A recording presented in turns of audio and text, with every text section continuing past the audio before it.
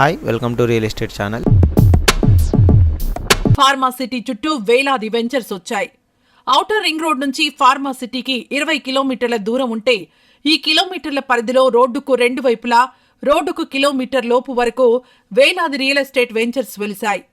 5 ఏళ్లుగా open plot అంటే pharma city చుట్టూనే అన్నట్లు బిజినెస్ నడిచింది. బడా బడా రియల్ ఎస్టేట్ సంస్థలు చాలా వరకు ఫార్మా సిటీ చుట్టూ వెంచర్స్ వేశాయి. కనీసంలో కనీసం 200 ఎకరాల నుంచి ఇవి ప్రారంభమయ్యాయి.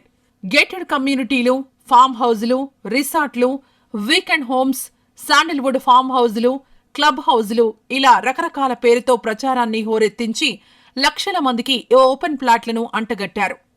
ఓ వెంచర్లో అయితే ఏకంగా ₹1 కోటి ధర పలికింది. వేల కోట్ల టర్నోవర్ నడిచింది. నిన్న మొన్నటి వరకు నడిచింది, ఇప్పుడు లేదు. పరిస్థితులు తలకిందులయ్యాయి అనేది రియల్ ఎస్టేట్ వర్గాల మాట.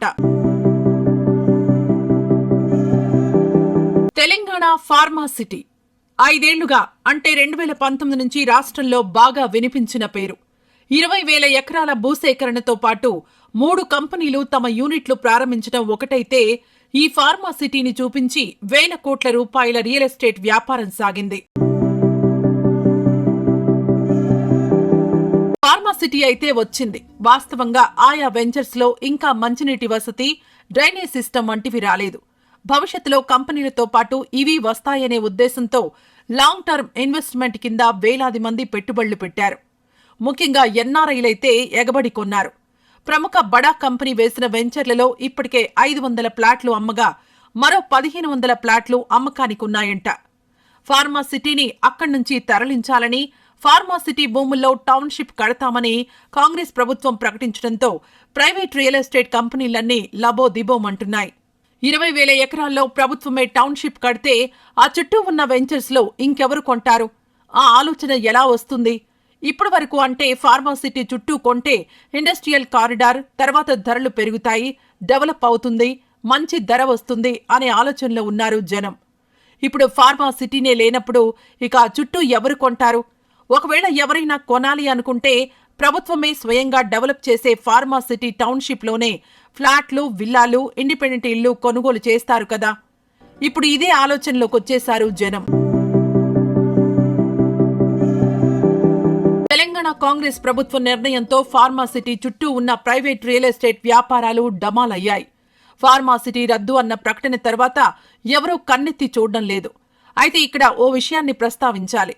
బడా వ్యాపార కంపెనీలు అన్నీ చాలా వరకు తమ వెంచర్స్ లో ప్లాట్లను అమ్మేసుకున్నారు. ఇక మిగిలిన ఓపెన్ ప్లాట్లయితే అలా మిగిలిపోతాయి. వాళ్లకు పెద్దగా వచ్చిన నష్టం లేదు. ఇటీవల కాలంలో కొత్తగా వెంచర్స్ వేసిన వారు నష్టపోవచ్చు. అసలు సమస్య ఏంటంటే ఫార్మా సిటీ పేరుతో లక్షల మంది ఈ ప్రాంతంలో ఓపెన్ ప్లాట్లపై పెట్టుబడి పెట్టారు. ఇప్పుడు వాళ్ల పరిస్థితి ఏంటి అనేది ప్రశ్నార్థకంగా ఉంది. స్థలం ఉంది, ప్లాట్ కనిపిస్తుంది. అందులో పోసిన డబ్బు మాత్రం తిరిగి వచ్చే సూచనలు కనిపించడం లేదు. కొత్తగా కొనుగోలు చేసేవారు లేరు, అడిగేవారు లేరు. అసలు ఎప్పుడు ధరలు పెరుగుతాయో తెలీదు. అసలు ధరైనా వస్తుందా లేదా అనే ఆందోళనలో ఉన్నారు. ఈ క్రమంలోనే వందలాది మంది కస్టమర్లు, వెంచర్ నిర్వాహకులు, బ్రోకర్లకు ఫోన్లు చేసి మా ప్లాట్ అమ్ముతాం, కొనేవాళ్లుంటే చూడండి, అసలు ధర వచ్చినా పర్వాలేదు, ఎలాగోలా అమ్మి పెట్టండి అని ఒత్తిడి చేస్తున్నారంట. కమిషన్ డబ్బులు ఇస్తామనే ఆఫర్స్ కూడా ఇస్తున్నారంట కస్టమర్. ఫార్మా సిటీ పేరుతో ఇప్పటి వరకు బిజినెస్ కంప్లీట్ చేసుకున్న వ్యాపారులు హ్యాపీగానే ఉన్నా పెట్టిన పెట్టుబడి తిరిగి రాని వారు మాత్రం దివాళా తీసినట్లే అనే ప్రచారం రియల్ ఎస్టేట్ మార్కెట్ వర్గాల్లో బాగా వినిపిస్తోంది. ఓ బడా కంపెనీకి ఇంకా 200 కోట్లు తిరిగి రావాల్సి ఉందని, ఇప్పటి పరిస్థితిలో రిటర్న్స్ కష్టం అంటున్నారు. ఇక ఫార్మా సిటీ చుట్టూ ప్లాట్లు కొనుగోలు చేసిన వారు, పెట్టుబడి పెట్టినోళ్లు మాత్రం నాశనమే అనే టాక్ నడుస్తోంది. ఫార్మా సిటీలోనే టౌన్షిప్ వస్తుంటే బయట కొనేదెవరు? కొన్నోళ్ల పరిస్థితి ఏంటి అనేది $1 మిలియన్ ప్రశ్న.